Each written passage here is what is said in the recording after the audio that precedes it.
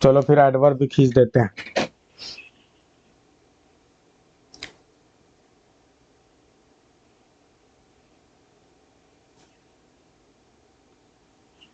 कौन सा sentence grammatically सही है?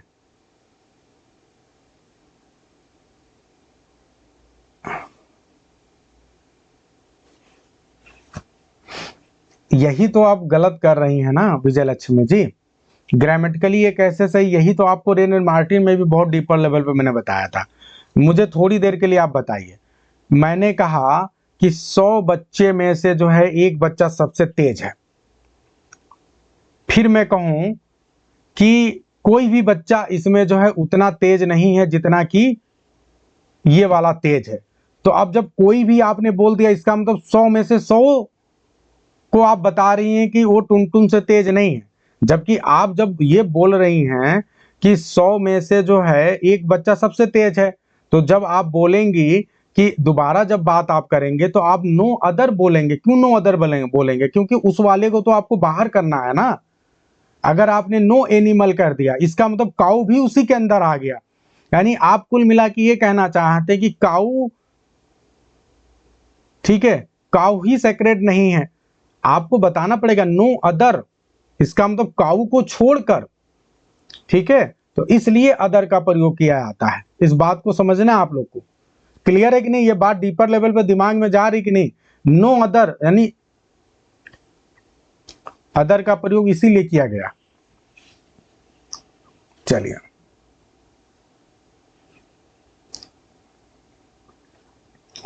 अब आगे बढ़ते हैं एडवर्ब की ओर। ये बहुत बड़ा मिस्टेक है भाई, आप सभी को बता रहा हूं। ये एग्जाम में अक्सर दे देता है, नो लिख के दे देगा और वो गलत माना जाता है। ठीक है, तो ये आपके एग्जाम में भी आता है बहुत ज्यादा। चलिए अब एडवर्ब की एक्सरसाइज को करते हैं जल्दी से।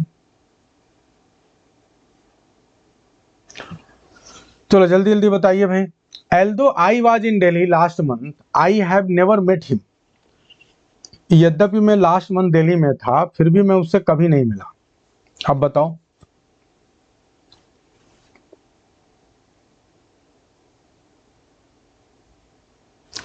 तो नेवर का प्रयोग नहीं करेंगे। ठीक है, नेवर का मतलब होता है जिंदगी में कभी भी नहीं। ठीक है, ये समझना है। लेकिन जब पर्टिकुलर टाइम की बात हो रही है, इसमें क्या लिखा? लास्ट मंथ, मतलब पहले कभी मिले होंगे, लेकिन जब पिछली बार जब दिल्ली में गए थे तब नहीं मिले हैं। बहुत डीपर लेवल की बात है। ठीक है, नेवर नहीं बोलते हैं। लड़की कहती कि मुझे माफ कर दो, है? लड़का कहता, मतलब हस्बैंड कहता है कि मुझे माफ कर दो, लेकिन वाइफ कहती नेवर। जबकि वास्तव में नेवर पॉसिबल नहीं है, माफ करना ही होता है, माफ करना पड़ेगा। उस बार ना कहो अलग बात है, लेकिन नेवर हमेशा बोला जाता है। चलो, one should face the misfortune of life manly. अब ये बताइए भैया, हमें जो मिसफॉर्चून है लाइफ के, उसको मैनली जो है फेस करना चाहिए। तो बताइए क्या होगा इसका? एक्चुअली जो मैनली वर्ड है ना, ये एक एडजेक्टिव है, समझिए। मैनली अपने आप में क्या है? एडजेक्टिव है। और इसीलिए यहां पे क्या करना पड़ेगा आपको? मैनफुली अपने आप में कोई वर्ड होता है क्या? आप लोग बताएंगे, क्या मैनफुली अपने आप में कोई वर्ड होता है? तो यदि होता है तो आप इसको लिख सकते हैं। दूसरा एक तरीका यह है कि अगर ये तरीका आप नहीं अपनाना चाहते हैं, तो दूसरा तरीका यह है कि इन अ मैनली मैनर कर सकते हैं। इन अ मैनली मैनर कर सकते हैं। ठीक है, तो ये कर सकते हैं, कोई दिक्कत नहीं। अगर आप नहीं, देखो राइटिंग जब करना है तो वहां तो ऐसा करो कि गड़बड़ी ना हो, जैसे कुछ लोग एलटी ग्रेड का एग्जाम देने वाले, तो आप लोग इन अ मैनली मैनर कर दें। When I got home I was too exhausted. जब मैं घर पहुंचा तो बहुत ज्यादा एग्जॉस्टेड था। बताओ क्या ये सही है? जब मैं घर पहुंचा तो बहुत ज्यादा एग्जॉस्टेड था। तो आई वॉज टू एग्जॉस्टेड नहीं, मच एग्जॉस्टेड।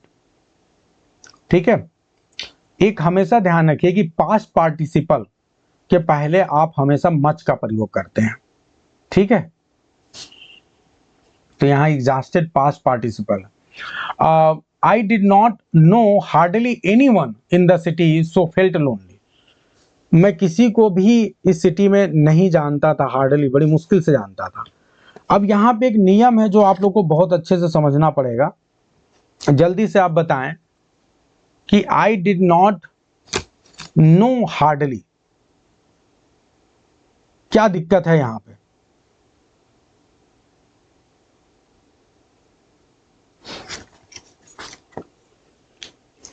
समझने की कोशिश करना। जब भी कोई सेंटेंस है अगर वहां पे एक निगेटिव पहले से है, अब समझना निगेटिव वर्ड कौन से होते हैं, जैसे आप हार्डली हो गया, सेल्डम हो गया, बेयरली हो गया, है ना, ये जितने भी वर्ड हैं ये सब निगेटिव वर्ड माने जाते हैं। ये दिखते नहीं है निगेटिव जैसे, लेकिन ये सारे निगेटिव माने जाते हैं। अगर ये वर्ड कभी भी किसी सेंटेंस में आते हैं तो आप इनके साथ दूसरा निगेटिव वर्ड यूज नहीं कर सकते, ठीक है? तो ये बात ध्यान देना है। तो इसीलिए यहां पे डिड नॉट नो की जगह पे आप सीधे सीधे क्या लिख देंगे? न्यू लिख देंगे। तो he knew hardly anyone in the city. Clear है? अब आगे बढ़ते हैं। रेयरली भी अपने आप में निगेटिव वर्ड है। आई rarely find something in his character that I can admire.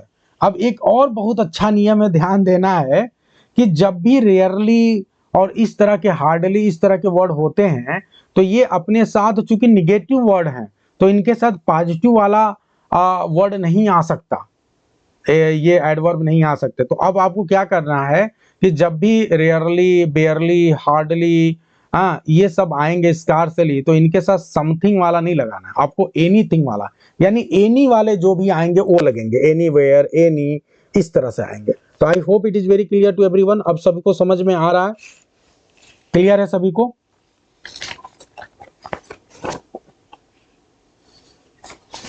तो ये बहुत डीपर लेवल की बात है। तो यहाँ पे समथिंग की बजाय क्या होगा? एनीथिंग।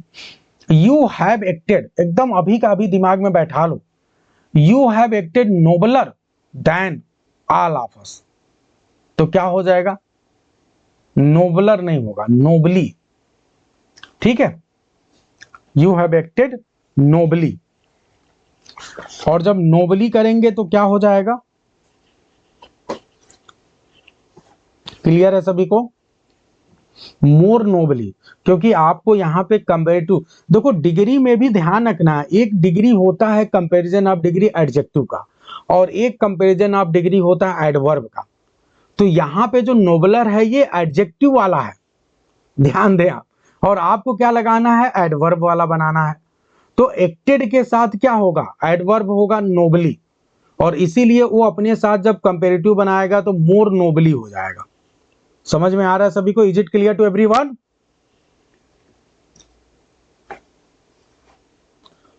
जैसे आपने एक गाना सुना होगा, धीरे धीरे बोल कोई सुनना ले जी सुनना ले। तो ये जो धीरे धीरे बोल कोई सुनना ले,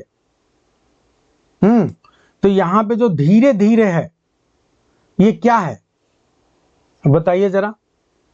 जब आप धीरे धीरे बोल रहे हैं तो ये धीरे धीरे एडवर्ब है कि एडजेक्टिव है? ये एडवर्ब है, स्पीक स्लोली, ठीक है?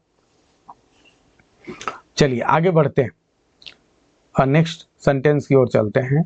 He is enough kind to help everybody in need. अब ध्यान रखिएगा, जब भी ये काइंड वगैरह आते हैं तो ये अपने बाद, ये एकमात्र ऐसा एडवर्ब है, ठीक है, जो अपने बाद एडजेक्टिव को लेता है। तो काइंड इनफ नहीं, इनफ, ठीक है? इनफ काइंड क्या होगा? Kind enough. तो आपको क्या करना पड़ेगा? इनफ को बाद में ले जाना पड़ेगा, ठीक है? तो ये एडवर्ब हमेशा बाद में आ जाता है एडजेक्टिव का, तो ये रट लेना है क्योंकि बार बार आता है। आगे बढ़ते हैं। Don't stop anywhere, go home fastly. अब फास्टली कोई वर्ड नहीं होता, फास्ट होता, ये भी याद रखना, ये बार बार मिस्टेक देता है। He is not, he has no time to read novels and no desire neither. अब नो डिजायर, नो, देखो यहां तक तो सही है, देखो निगेटिव सेंटेंस चल रहा है, तो नो डिजायर नाइदर, दो निगेटिव एक साथ नहीं होगा, तो यहां पॉजिटिव लाना पड़ेगा। तो नो डिजायर आइदर, यहां क्या हो जाएगा? आइदर हो जाएगा। ही हैज नॉट सेल्डम, अब नॉट और सेल्डम क्या एक साथ हो पाएगा? जल्दी से बता।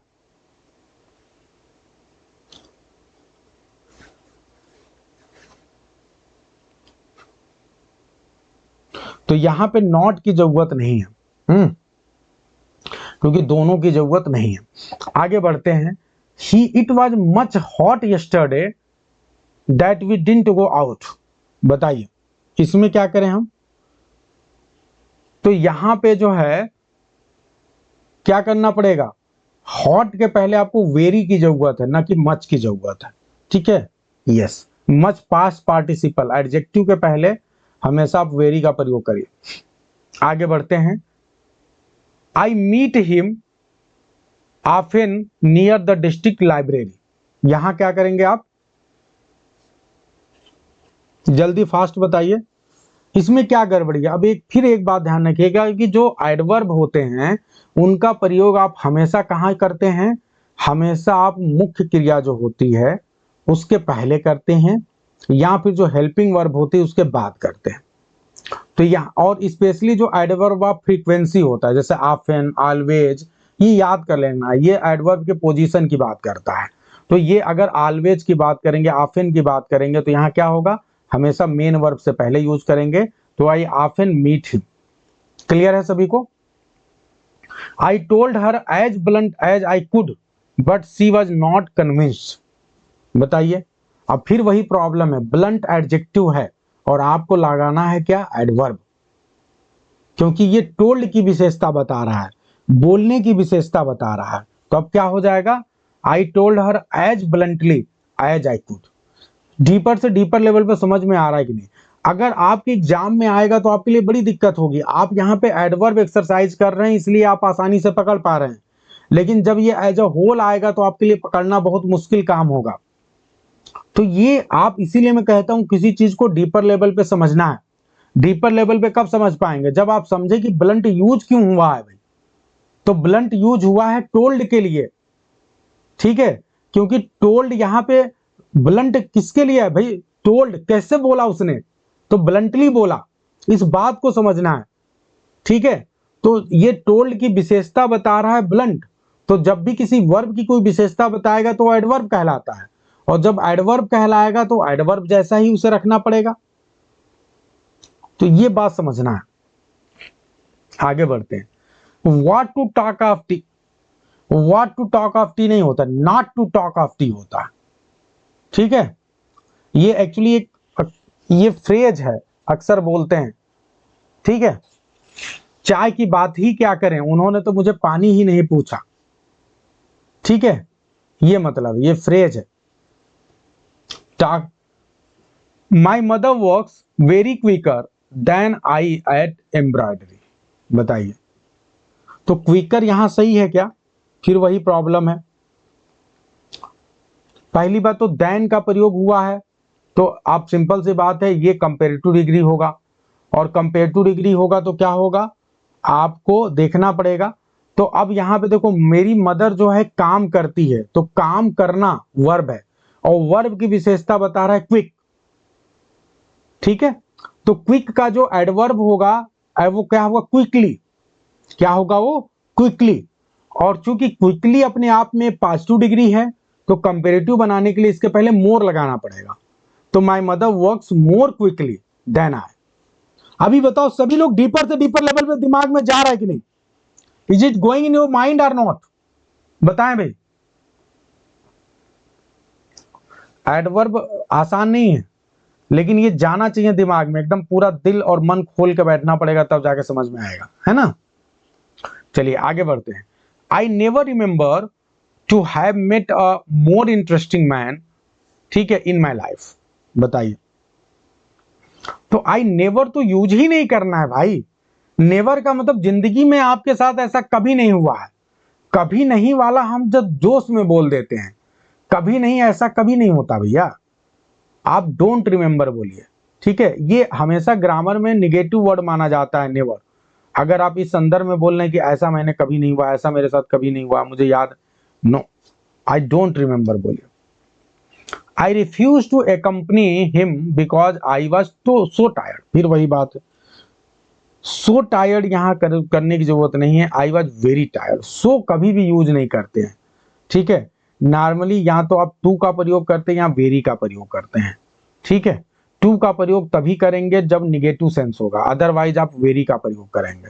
तो ये बात अपने दिमाग में हमेशा बैठना। आप कहते हैं कि the girl was so beautiful, so क्या होता है, सो तभी करेंगे जब उसके बाद कुछ आएगा उसके एक्सप्लेनेशन में।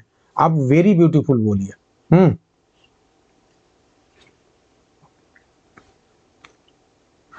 चलिए, she did this work as good as she could do, उसने इस वर्क को वैसे ही किया जैसे वो कर सकती थी। अब देखो मैं भाई डीपर लेवल पे मुझे बात समझना है। देखते हैं कौन बता रहा है। She did this work as good as she do. अब तो यहाँ पे गुड का प्रयोग क्यों करेंगे, गुड अपने आप में एक एडजेक्टिव है ना, लेकिन यहाँ आपको चाहिए एडवर्ब, क्योंकि यहाँ काम करने की बात हो रही है, और जब करने की बात होगी तो विल होता है एडवर्ब। तो गुड का पैरेलल एडवर्ब जो है वो है विल, तो ये बात ध्यान देना है। बहुत अच्छा जी। This fruit tastes more sweetly than any other fruit. आप बताओ, एनीवन फास्ट?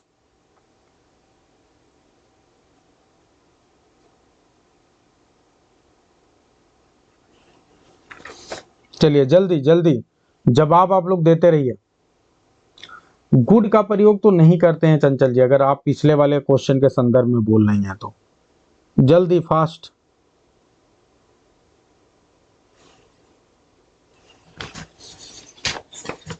मोर स्वीट आप लोग बता रहे हैं।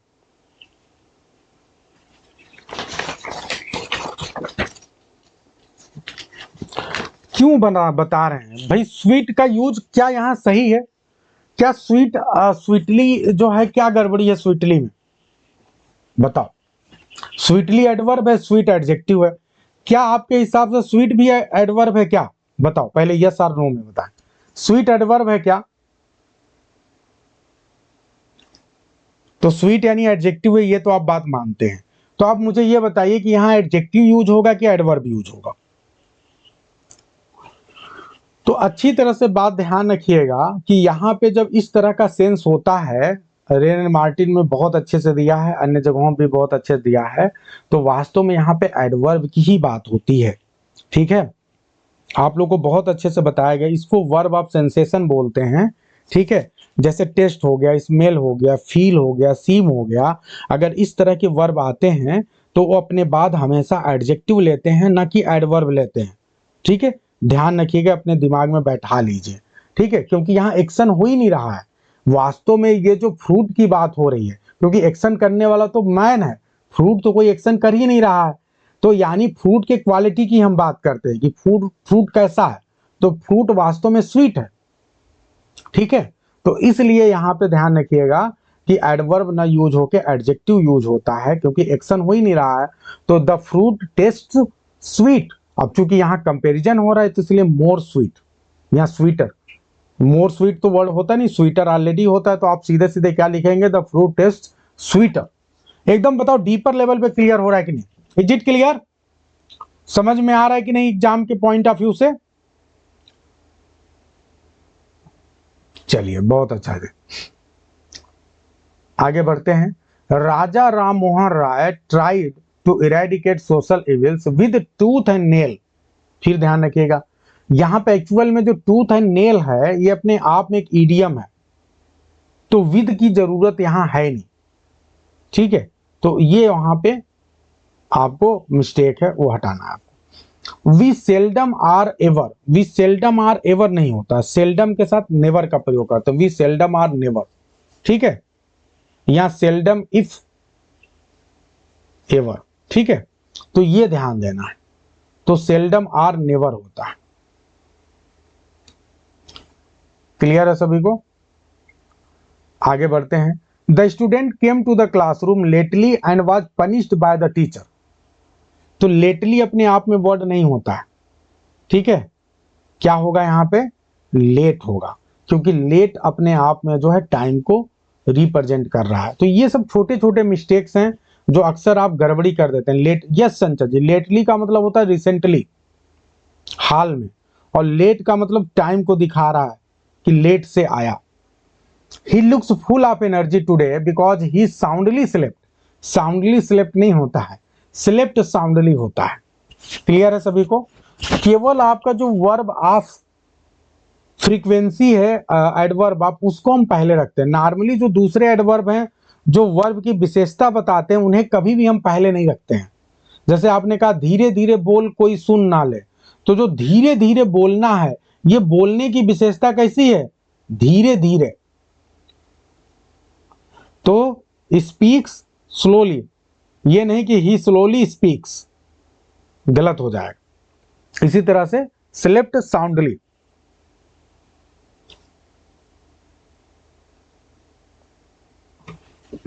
क्लियर है सभी को?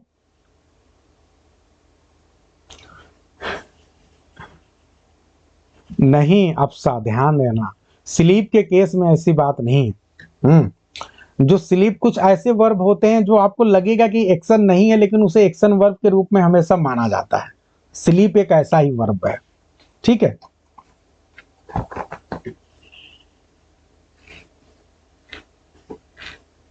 चलिए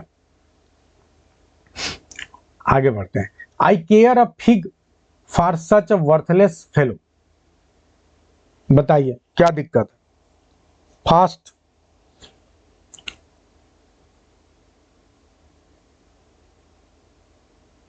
तो आई केयर नहीं होता, आई डोंट केयर होता है, ठीक है। I don't care,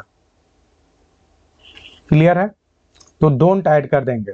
she had बेयरली nothing, बेयरली के साथ नथिंग नहीं होगा, बेयरली के साथ क्या हो जाएगा जी? अभी थोड़ी देर पहले आपने पढ़ा निगेटिव, तो निगेटिव नहीं एनीथिंग हो जाएगा, समथिंग भी नहीं होगा, anything. Have you secured first class? Yes I have not secured it, इसमें क्या दिक्कत है? Have you secured first class? जब भी इस तरह से क्वेश्चन आएगा जिसका जवाब आपके पास निगेटिव में है तो पहले आप नो बोलोगे। भाई क्या तुम्हारी फर्स्ट क्लास आई है? तो आप क्या बोलोगे? नो, मेरी फर्स्ट क्लास नहीं आई है, नो। तो आपको नो लिखना पड़ेगा। तो ये यहां पे है, मतलब पहले बात को भाव को समझिए। क्लियर है सभी को? तो इसलिए नो, मैंने ऐसा नहीं किया।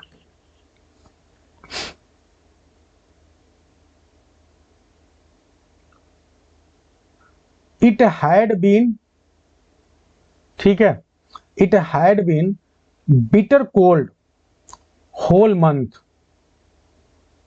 अब यहां पे ध्यान दे, देखते हैं कौन बता रहा।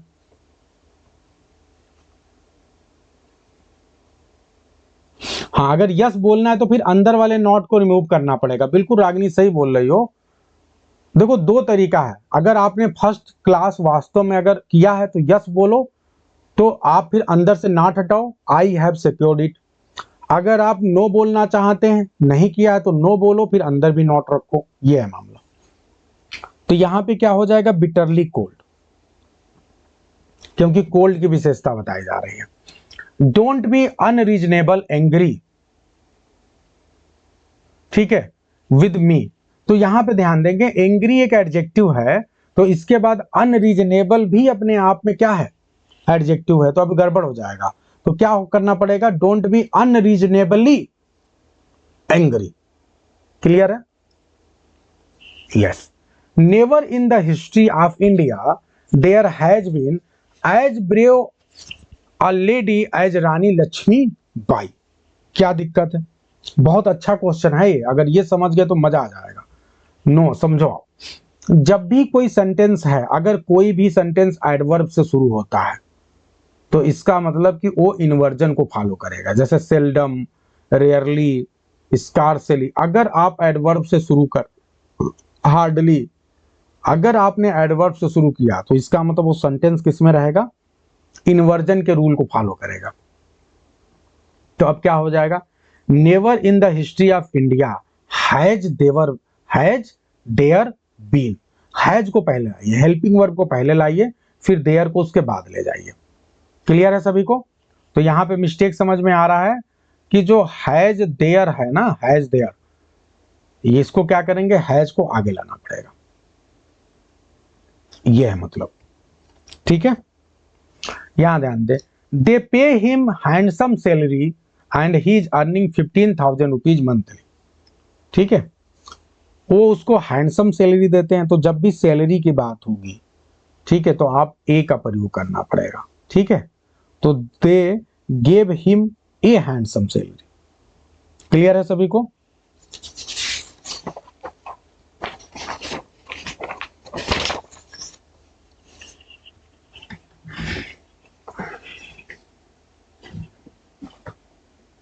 और गड़बड़ी क्या है?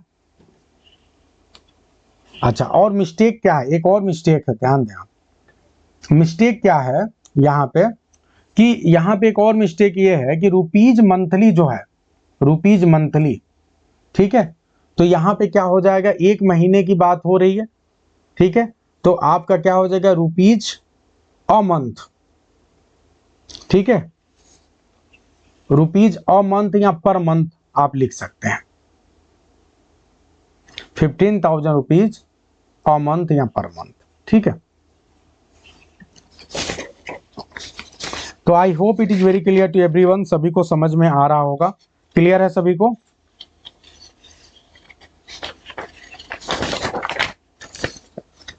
तो कुछ महत्वपूर्ण चीजें आप लोग को, देखो मैं फिर एक बार रिपीट कर रहा हूं कि अगर हम एडवर्ब में देखें तो हमने कुछ बहुत ही महत्वपूर्ण चीजें सीखी हैं जो आपको ध्यान रखना है। एडवर्ब एक ऐसा सेक्शन है जो एग्जाम में अक्सर हमसे गलती हो जाती है। दो तीन चीजें आपको क्या ध्यान देना है। एक तो सबसे बड़ी बात ध्यान देने की, अगर कभी भी अगर कोई भी एडवर्ब से आप सेंटेंस को शुरू करते हैं तो वो सेंटेंस हमेशा क्या होगा, इन्वर्जन को फॉलो करेगा। किसको किसको फॉलो करेगा? इन्वर्जन को फॉलो करेगा। एक तो सबसे पहली चीज। दूसरी बात यह है कि आप दो निगेटिव वर्ड को एक साथ यूज नहीं कर सकते, ठीक है, दो निगेटिव वर्ड को एक साथ यूज नहीं कर सकते।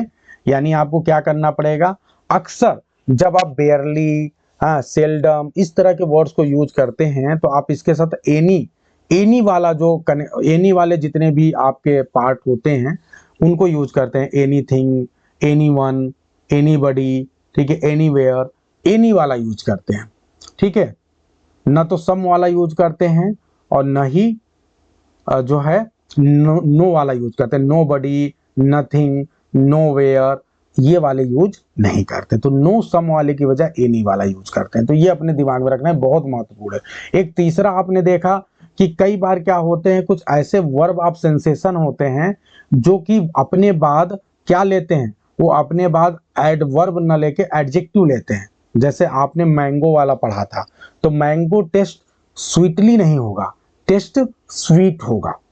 क्लियर है सभी को? समझ में आ रहा है? तो ये तीन रूल अपने दिमाग में बहुत अच्छे से बैठाने हैं जिसमें आपको गलती नहीं करनी है, ठीक है। 8वीं में कोई दिक्कत नहीं है।